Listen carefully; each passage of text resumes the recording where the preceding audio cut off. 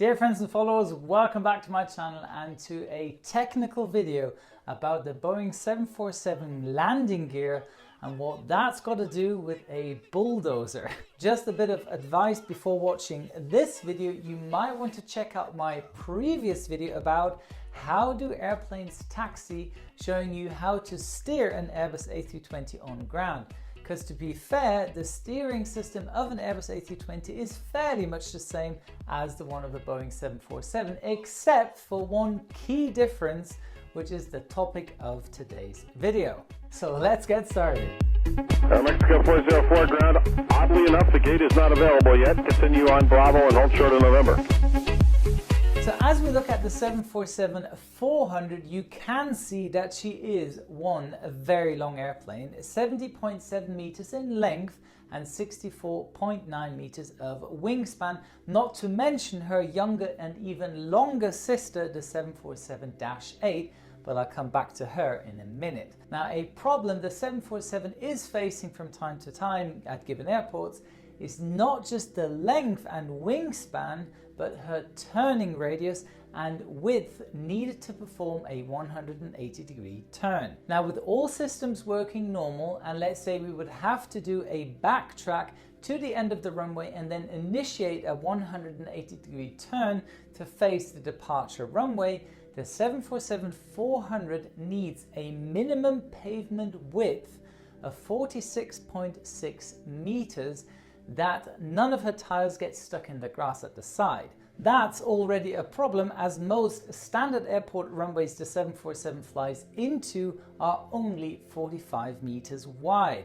So a wide enough turning pad at the end of the runway is absolutely mandatory. And no, performing a 3-point turn by using reverse thrust is not an option, maybe with military planes, but that's a whole nother story. Now, do you remember the last time you were standing at a crossroad and you saw a truck with a long trailer performing a 90-degree turn and you feared for your life as the trailer was about to clip the pavement? Probably the truck driver forgot to swing out to the left first to avoid his trailer cutting the corner. Now, well, a 747 can't really swing out to either side due to its limited space.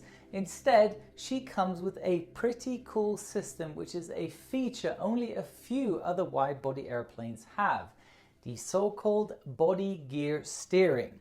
So the landing gear of the 747 consists of 4 main landing gear assemblies: the wing gear, which is mounted in the wing root on either side, and the body gear mounted in the belly or fuselage. Now, if we look closely at the body gear, you can see those 2 actuators. Those are the body gear steering actuators, which can rotate the entire truck by 13 degrees to either side. Now, the body gear is electrically linked to the nose wheel steering. Now, meaning if a pilot moves the nose wheel tiller to steer the plane along the taxiway, as soon as the nose wheel is deflected more than 20 degrees, now let's say to the left for example, the body gear steering comes active and each body gear truck rotates in the opposite direction as the respective actuator, in this case the right one, forces the forward part of the truck to the right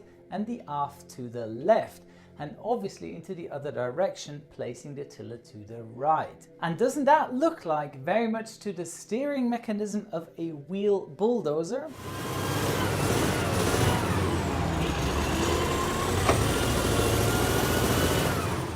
Or one of those trailers with steered axles?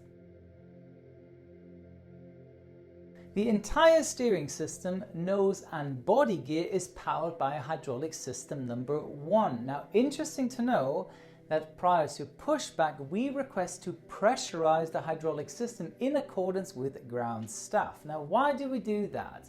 Now, there are 3 main reasons. Number 1, to pressurize the parking brake so ground staff can remove the chocks.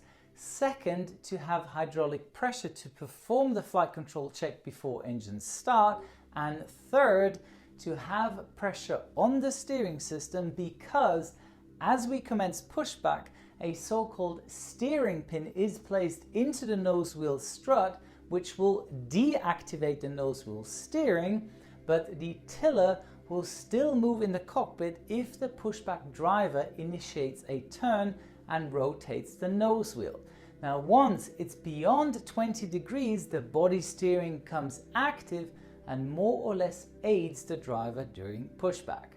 Also interesting to know, the system hydraulically centers the body gear and deactivates the system if the ground speed increases beyond 20 knots and comes active again when the speed decreases through 15 knots. Now, besides that, the rudder pedals, which are also connected to the nose wheel steering, won't activate the body gear steering at any time, as you can only deflect the nose wheel by 7 degrees to either side, not reaching the activation of 20 degrees like the tiller. It makes total sense, as you shouldn't or can't use the nose wheel tiller during takeoff roll. Give it some thought why you can't use it.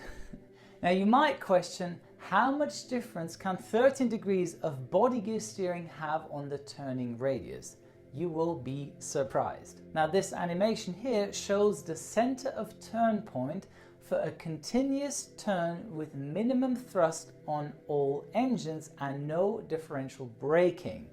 So let's perform a 180-degree turn with maximum nose wheel deflection of 70 degrees and body gear steering at 13 degrees gives a minimum turning radius of 46.6 meters. Now watch the same animation with an inoperative body gear steering.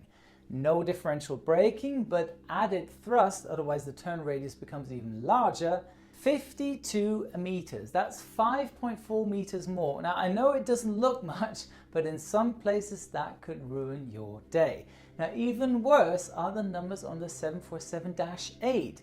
The minimum turn radius is 52.4 meters, and with an inoperative body gear, the radius extends to 69.5 meters. That's nearly 17 meters of an increase.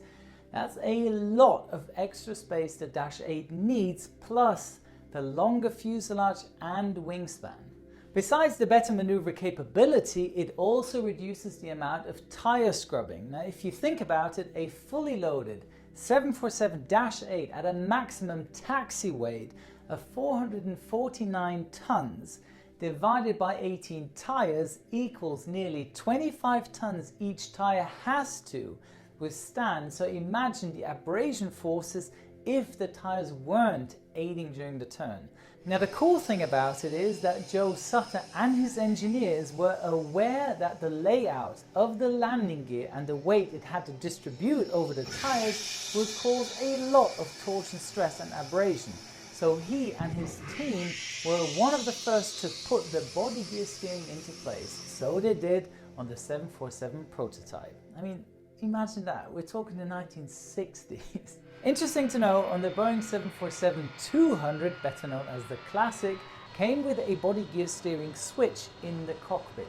So prior to takeoff, you had to deactivate the body gear steering system by placing the switch to disarm.